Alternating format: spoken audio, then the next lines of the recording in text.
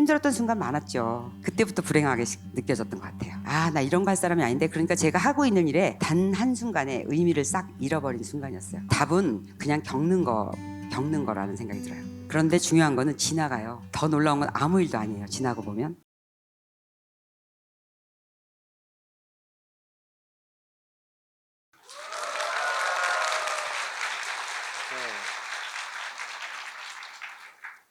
오늘 이야기는 다이어트 과학은 아니고요. 인생 과학에 대해서 이야기를 하려고 합니다. 어떻게 살아야 될지에 대해서 사실 우리가 다들 한 번도 학교에서나 가정에서 제대로 못 배워본 느낌이 있어요. 그리고 우리가 알고 있는 어떤 정보 중에서는 틀린 것도 있어요. 예를 들면 남을 짓밟고 올라가서 높은 자리에 올라서서 훌륭한 사람이 되면 행복할 것이다. 좋은 차, 좋은 직장, 좋은 집에 살면 인생은 고민이 끝난다. 내 자식이 제일 중요하다. 딴 자식과 잘 경쟁시켜서 내 자식이 내 걸 잘 챙기게 만들어야지 내 자식은 행복할 것이다. 이런 지금 제가 보기에는 합리적이지 않다고 생각하는 정보들이 어떻게 보면 우리가 과학이라고 인생의 어떤 진리라고 믿었던 것도 있는 것 같아요. 그래서 오늘 우리는 이 인생이란 요리를 어떻게 다룰 건지에 대해서 지혜를 얻으러 왔어요. 오늘 저희가 지혜를 얻을 분입니다. 장애리입니다. 이쪽에서 오실게요. 네.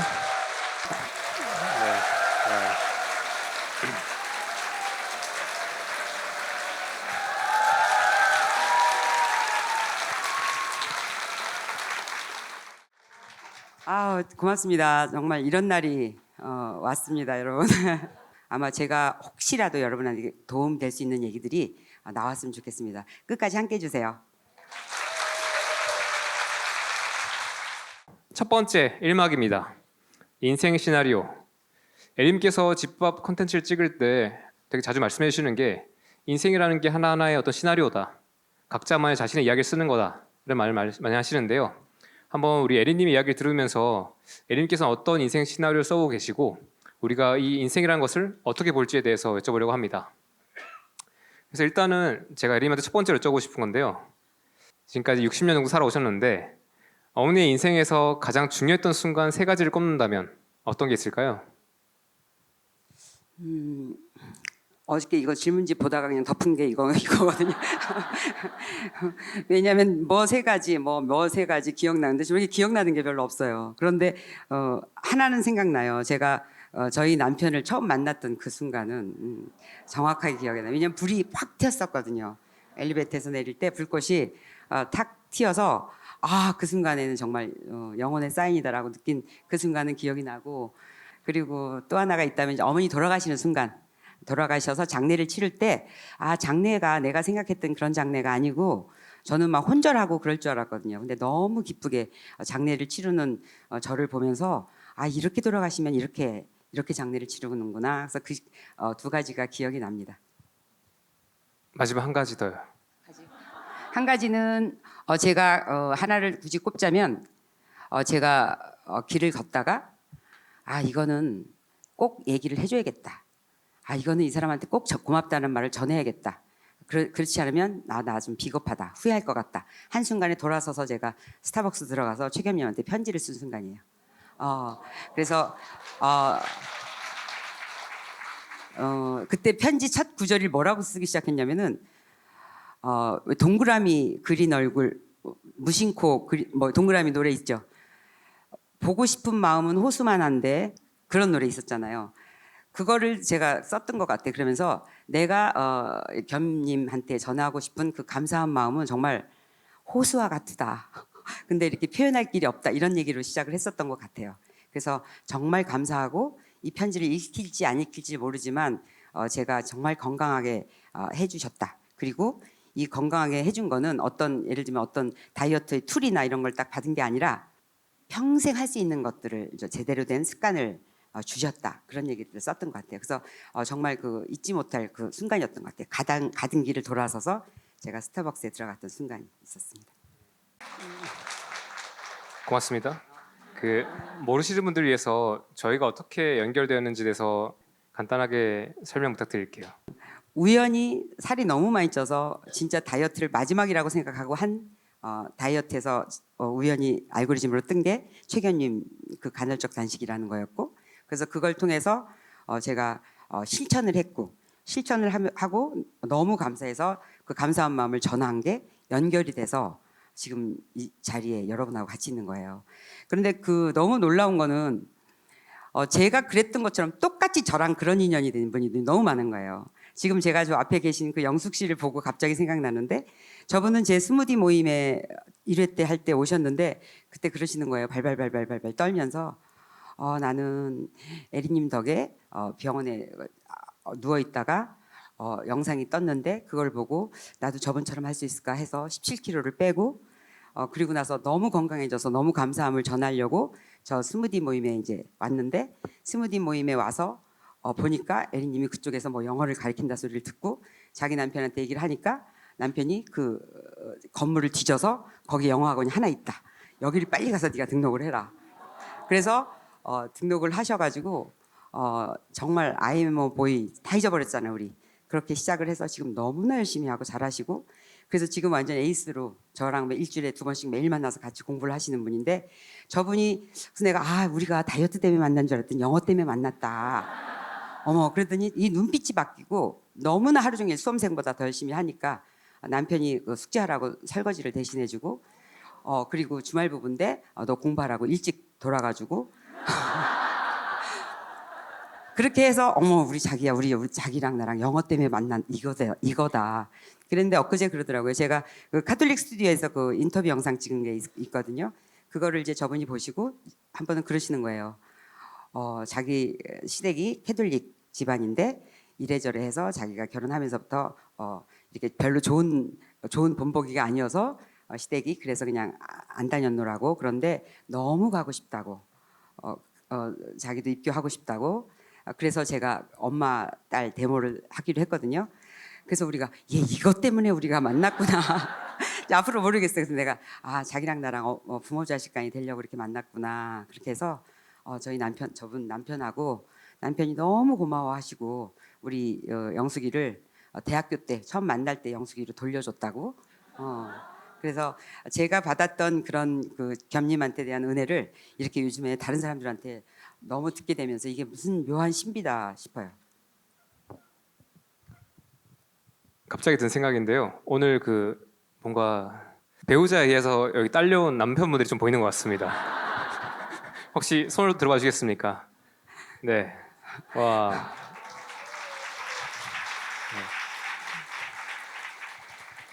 아니 무슨 마음으로 오셨어요?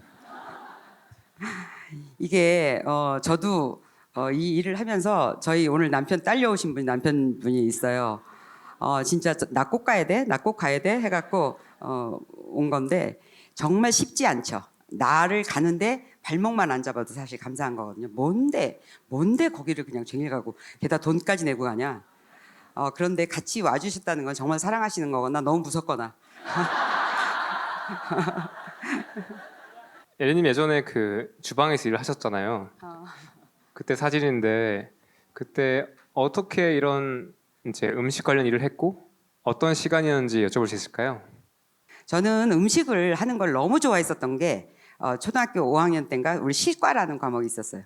실과라는 과목에서 처음에 그 카레를 실습하는 게 있었거든요. 학교에서.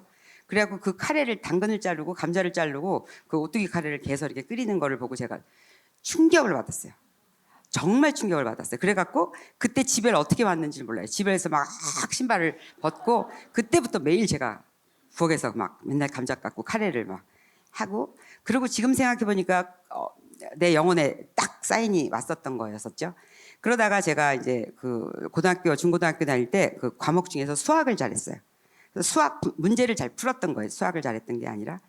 수학을 잘 풀어갖고 제가 키가 작으니까 앞에 앉으니까 선생님이 니는 수학과 가라, 니는 수학과 가라 그랬었거든요. 그래서 저는 과목을 선택할 것도 없이 그냥 수학과를 신청을 해서 수학과를 가게 됐는데 너무 가서도 공부 뭐 거의 꼴찌하다시피 했어요. 왜냐하면 지금 잘했다고 할 수가 없는 게 그때 같이 했던 친구들이 다 와 있어가지고 제가 졸업 간신히 한 거 다 알거든요. 그래갖고 정말 그렇게 너무 재미없게 4년을 보냈죠. 그리고 제가 느꼈던 거는 제가 수학을 좋아했던 게 아니라 철학을 좋아했었던 거였어요. 논리를 좋아했었던 거였고, 그리고 저는 완전히 문과였었고, 저를 좀 더 유심히 봤더라면 저를 대학을 보낼 게 아니라 어느 주방 아줌마 밑에 보냈더라면 정말 풍부한 경험을 쌓았겠다라는 생각을 항상 하고 살았었거든요.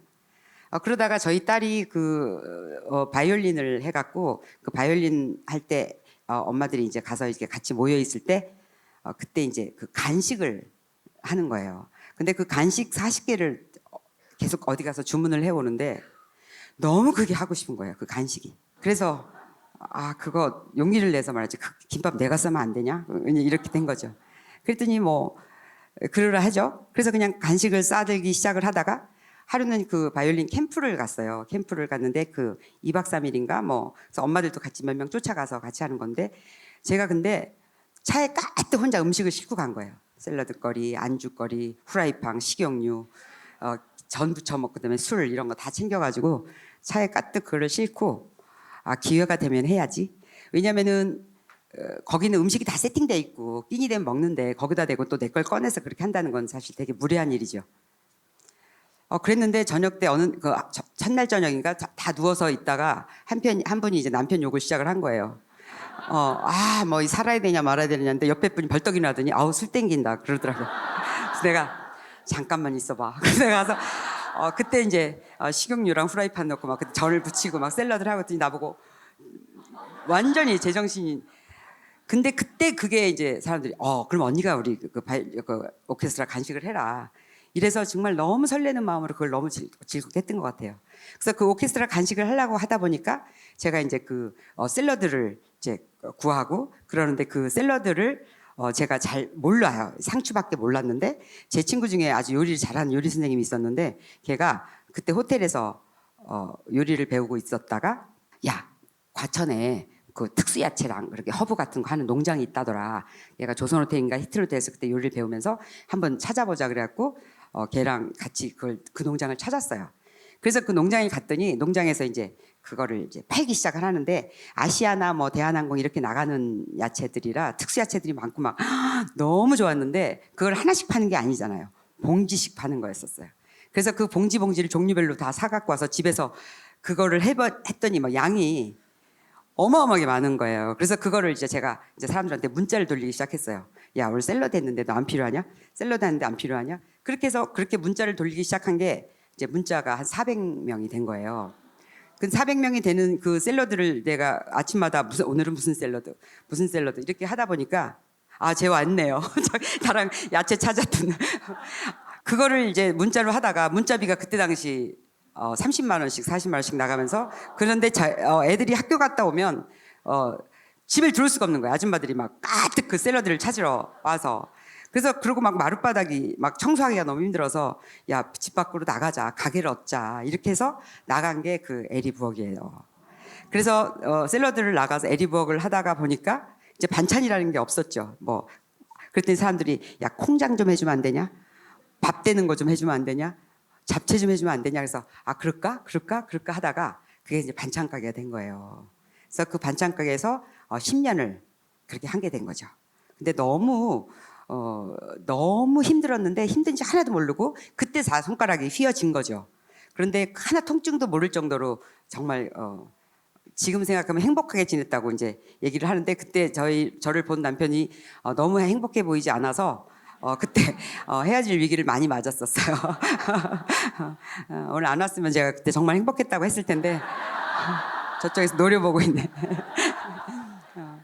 그래서 그때 제가 일을 안 했더라면 제가 살면서 갖고 있는 그런 가치랑 남편이 살고자 하는 가치가 이렇게 대립되는지를 몰랐었죠.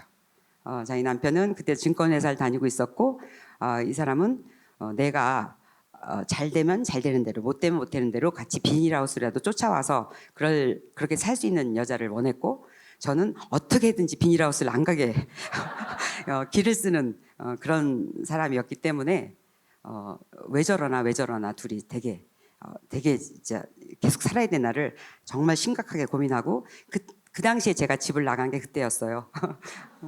그래서 그렇게 해서 자연스럽게 제가 음식하고 인연이 된 거죠. 두 분의 관계에 대한 이야기는 저희 이따가 오후에 조금 더 얘기해 보겠습니다. 오늘이 마지막 강연이 되지 않기를 바라면서 해보겠습니다. 지금 다 이렇게 번듯하게 저도 그렇고요. 다 이렇게 편안하게 있어 보이지만 사실 각자만의 또 어려운 싸움을 하고 있는 것으로 알고 있습니다. 에림도 지금 보면 뭔가 이렇게 그냥 팔자 좋게 잘 살아온 사람처럼 보이잖아요. 근데 제가 이렇게 들어보니까 또 만만치 않더라고요. 지금 돌아봤을 때 에리님의 인생에서 힘들었던 순간 또는 어려웠던 순간 세 가지를 꼽는다면 언제일까요? 어, 지금 조금 아까 겸님이 얘기하신 것처럼 이렇게 지금 다 멀쩡한 얼굴로 멀쩡한 옷을 입고 이렇게 와서 앉아 있지만 그 속이 얼마나 힘든 게 많은지는 우리가 다 똑같을 것 같은 생각이 들어요. 그런데 저도 매 순간이 이제 그랬었겠죠. 그런데 지금 이런 질문을 받고 나면 무슨 생각이 드냐면 이미 해석을 바꿔놨어요, 제가. 그때 그랬었는데 이렇게 살아야 돼? 이것도 인생이냐? 막 이렇게 생각했던 순간에 지금은 그 해석을 다 바꿔놔서 싹 다 덧칠해 놓은 느낌이라 힘들었다라는 순간보다는 어쩌면 저를 이제 사람을 만들어주는 순간들이 되는 거죠. 힘들었던 순간 많았죠.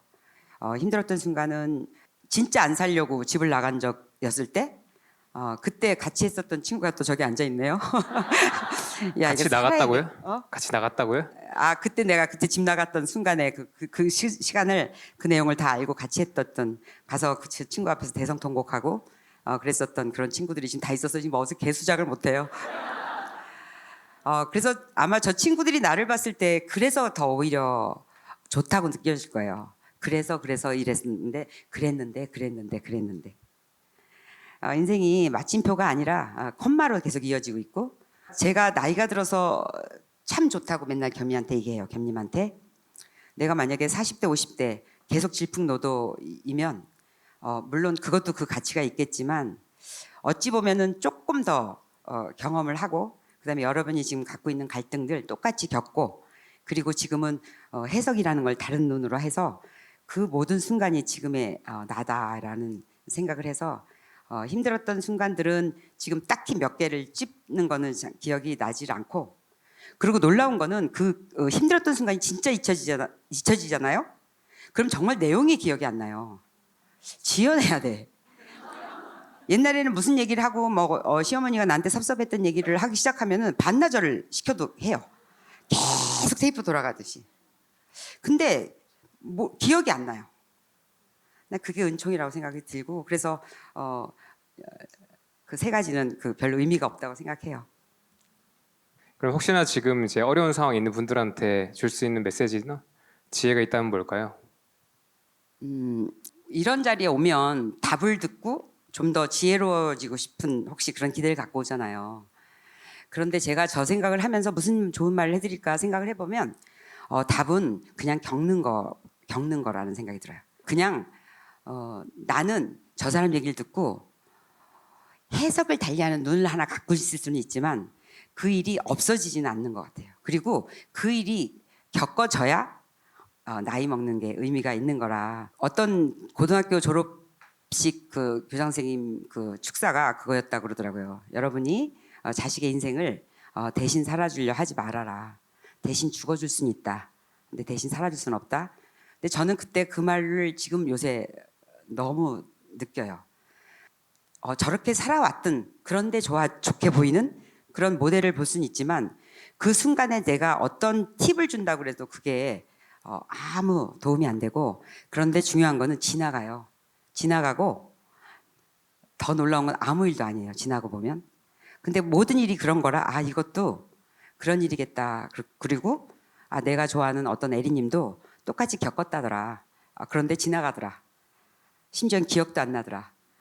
그렇게 생각하시면 될 것 같아요. 좋았던 거는 저희가 사람을 쫓아다니면서 제 하소연을 하진 않았던 것 같아요.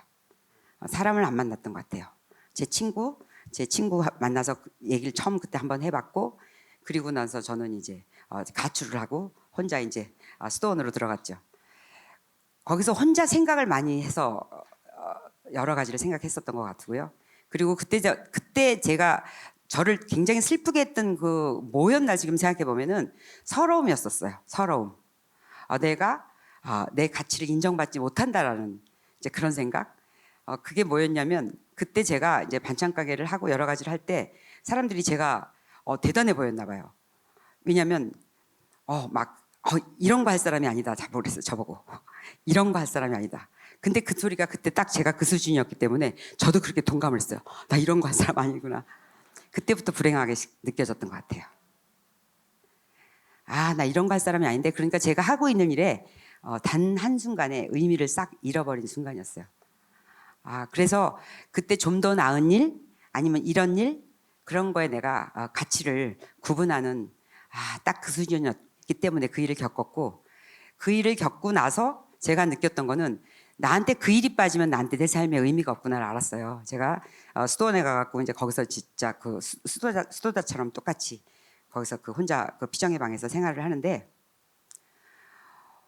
저는 제가 너무 막 무리하게 힘들고 정말 그 가정 생계를 내가 짊어지는 막 그런 느낌도 들고, 그렇게 혼자 쌓아놓은 서름이었는데, 제가 그때 거기서 아무것도 움직이지 않고 이틀째 3일째 되는 날 제가 계단을 올라가는데도 다리가 잘 안 올라가고 근육이 쑥쑥 빠지는 걸 느꼈어요.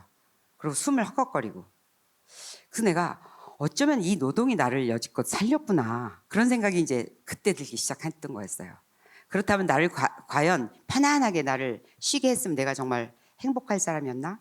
그리고 누가 너한테 반찬 가게를 하라고 밀었나? 그러고 생각해보니까 다 내 선택이었고, 그 다음에 내가 가진 서름이었는데, 그 기전은 내가 지금 하고 있는 일의 의미를 잃어버렸었던 거였어요. 하찮게 느껴지고, 사람들이 너 이런 일 할 사람 아니다. 심지어는 저희 그 과천에 계시던 한 분이 그때 이집트로 그 무관 대사로 이제 남편 따라서 이집트로 갔어요. 갔다가 걔가 맨날 저보고 아깝다 그랬거든요. 언니는 쇼 호스트를 제가 방송국을 알아봐야 돼. 언니 진짜 완판인데 완전히 막 이랬어요. 근데 언니 여기서 이게 반찬 가게 아닌데 막 계속 그랬어요. 근데 걔가 5년 뒤에 이제 돌아왔어요. 돌아가고 나서 저한테 한 얘기가, 언니 내가 본 기적 중에 가장 큰 기적이 언니가 아직도 여기서 5평에서 반찬 가게를 하고 있는 거다. 어쩜 이렇게 안 컸니? 이러면서. 근데 저는 그때 이미 그 얘기를 들을 때는 이미 제가 성장돼 있었고, 이게 큰 거야. 이게 큰 거야. 내가 똑같은 자리에서 이거를 기쁘게 하는 게 큰 거야. 그런 말을 해줄 수가 있었죠. 첫 번째, 관점과 해석이 되게 중요하다. 근데 지나갔을 때는 그게 되게 다르게 보일 수 있을 것이다. 그리고 겪어내야 된다. 그 당시는 누가 대신해 줄 수 없다.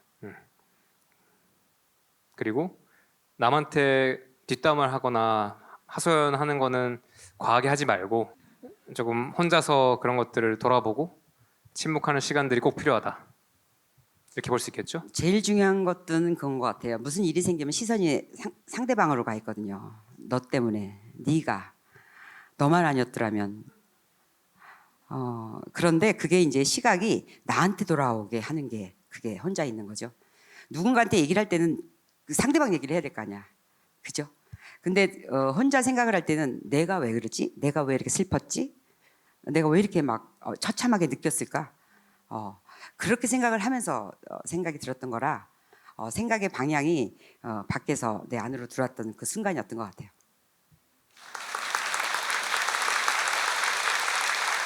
예림도 사람이다 보니까 돌아봤을 때 어떤 실수나 잘못이 있었을 것 같은데요.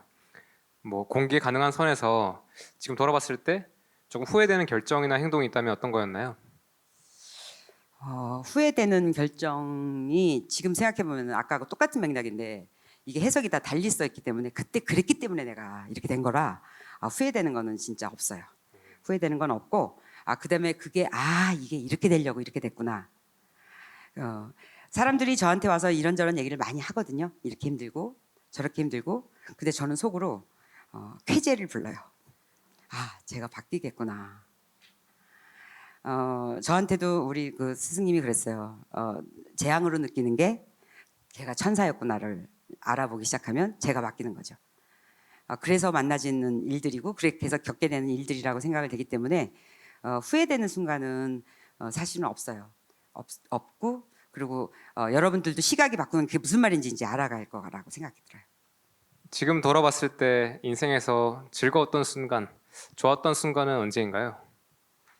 즐거웠던 순간, 최근 거로 말하자면 저희 우리 그 글로리아랑 영석이가 결혼을 해서 진짜 전통혼례 하면서 제가 너무 즐겼던 것 같아요. 그래서 내가 정말 기쁘고 신난다. 정말 즐겁다. 그 전날 결혼식 전날에도 사실은 뭐 옛날처럼 결혼식을 하게 되면은 어른들을 모시고 막 식사 대접도 해야 되고 집에 모시고 분주하잖아요. 집이 잔치집이니까. 근데 요즘 결혼식은 그냥 부모도 그냥 참가자예요. 참가자. 누가 그러더라고. 축의금 제일 많이 내는 하객이라고. 그래서 제가 그 전날 누워서 가만히 생각을 했는데 너무 한가한 거예요. 그리고 이 순간이 뭐지? 그러고 나서 내가 제가 이제 저희 아들한테 이제 문자로 편지를 썼어요. 영석아, 네가 평생에 엄마한테 해줄 효도를 지금 다 했다. 글로리아를 우리 식구로 맞게 해줘서 너무나 기쁘고 이제 더 이상의 너가 평생 총량은 이걸로 다 채웠다. 그래서 내가 정말 기쁘구나. 그러고 나서 그 다음날 결혼식에도 너무 기쁘게 즐겨서 최근 기뻤던 순간은 그 순간이었고요. 그리고 저는 집밥 끝나고 나서 사람들 돌아가고 나서 설거지할 때 진짜 기뻐요. 그때 뭐라 그럴까 기운이 다 빠지고 육체적으로는 기운이 빠지고 뭔가 이렇게 살짝 이렇게 지쳐 있을 때 그때 들어지는 나른한 행복감이 그게 뭔가를 생각해 봤더니 그날 출연했던 분들의 그런 눈빛과 주고받았던 그걸로 이미 너무 채워진 거죠. 그래서 저는 무슨 이벤트 이런 거는 별로 없고 그런 것도 우리 집에서 하는 집도 아니고 그래서 어떤 순간이라고 떠올리면 그 매 순간이었던 것 같아요. 저희 남편이 저랑 처음에 연애를 할 때 만나던 첫 해에 제가 막 너무 좋아하는 사람하고 진짜 연애를 하게 됐고 너무 좋아가지고 제가 첫 생일을 맞았어요. 그래서 제가 내일 모레 생일이다 막 그랬어요. 그래갖고 저는 다른 사람들한테 대부분 연애할 때 그렇게들 한다 그래서 저도 따라 했죠. 생일이고 막 그랬더니 그러냐고 축하한다고. 그러고서 생일날 하루 종일 생일날 연락이 없었어요. 이게 뭐냐 이거. 그러고선 너무 슬펐었어요. 너무 슬펐었어 그날. 그래서 그 다음에 만났어요. 그 다음에 만날 때 제가 이렇게 너무 힘들고 슬펐노라고 그랬더니 그랬냐고. 내년에는 덜 힘드실 거예요 그러더라고요. 그때부터 지금까지 초지일관 생일을 안 챙기니까 정말 그 다음 해에는 안 서운하고 지금도 생일이 뭔데 네 이렇게 되는 거죠. 그래서 어쩌면 그런 이벤트가 아니라 매일매일을 생일같이 그냥 특별한 탈 없이 사는 게 더 기쁘지 않나 그런 생각이 들었어요. 지금 그 콧물 소리랑 눈물 닦는 소리가 많이 들립니다. 좋습니다. 자유롭게 우셔도 괜찮아요?